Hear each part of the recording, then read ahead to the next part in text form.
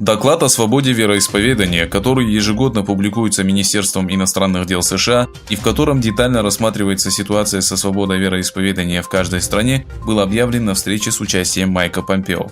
Международный отчет о свободе вероисповедания за 2019 год, объявленный госсекретарем США Майком Помпео, показал, что преступления Коммунистической партии Китая против уйгуров и других мусульман продолжаются. Восточный Туркестан впервые упоминается в данном документе. Согласно полученным данным, по сравнению с предыдущими периодами, в 2019 году в концентрационные лагеря было отправлено гораздо больше уйгуров. Помпео отметил, что Пекин продолжает оказывать давление на Восточный Туркестан, Тибет и Гонконг. Мы выступаем за свободу религиозных убеждений. Что касается Китая, то правительство этой страны ограничивает свободу верующих, заявил Помпео.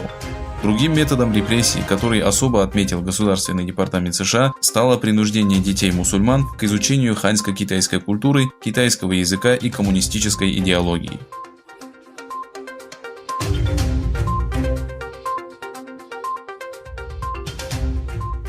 Согласно информации, предоставленной агентством Bitter Winter, наряду с устранением полумесяца с минаретов и куполов мечетей, расположенных в различных провинциях, коммунистическая администрация Китая планирует превратить Восточный Туркестан в регион, где все здания будут выглядеть в китайском стиле.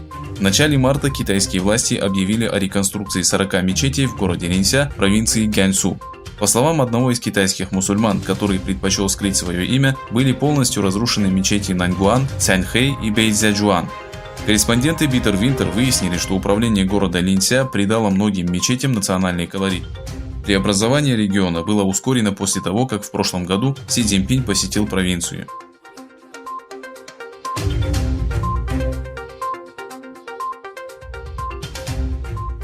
Во время видеоконференции, состоявшейся между канцлером Германии и премьер-министром Китая, Ангела Меркель обратилась к китайским властям с просьбой обеспечить иностранным компаниям более широкий доступ на внутренний рынок. Цитируя Меркель, представитель правительства Германии Штефан Зайберт сообщил, что предпринимаются шаги по улучшению положения иностранных компаний, работающих в Китае, и в этом контексте подчеркивается важность инвестиционного соглашения между Европейским Союзом и Пекином. Ангела Меркель отметила, что продолжение свободной торговли на основе международных правил окажет положительное влияние на укрепление Всемирной торговой организации и развитие двусторонних отношений, которые отвечают интересам Германии.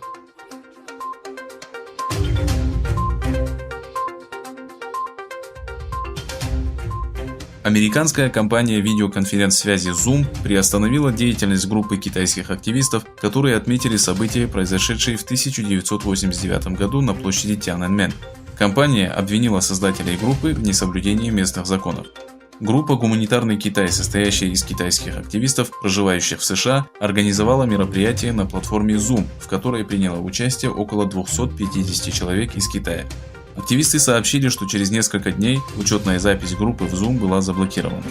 Сразу после заявления активистов компания опубликовала краткое сообщение, в котором отмечалось, что во время конференции, в которой участвуют лица из разных стран, должны соблюдаться местные законы.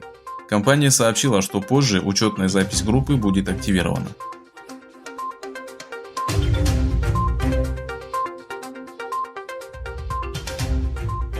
Президент США Дональд Трамп подписал указ, предусматривающий введение санкций против должностных лиц Международного уголовного суда, которые вели расследование по делу американских солдат, обвиненных в преступлениях против народа Афганистана.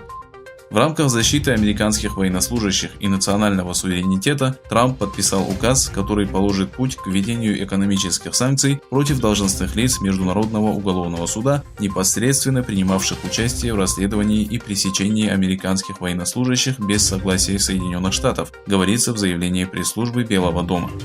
В заявлении было отмечено, что рассматривается и продление срока действия визового ограничения, введенного для сотрудников Международного уголовного суда и членов их семей.